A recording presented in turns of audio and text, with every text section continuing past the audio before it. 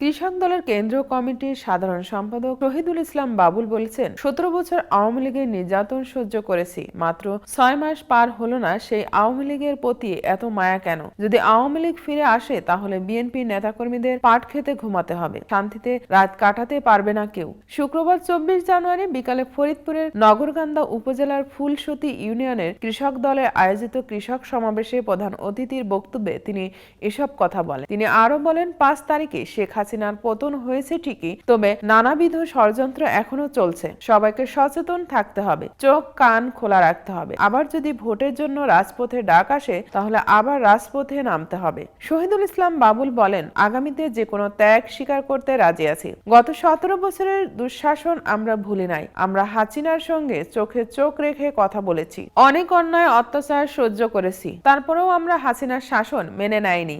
আগামী দিনে যে কোনো লড়াইয়ে আমরা প্রস্তুত আছি।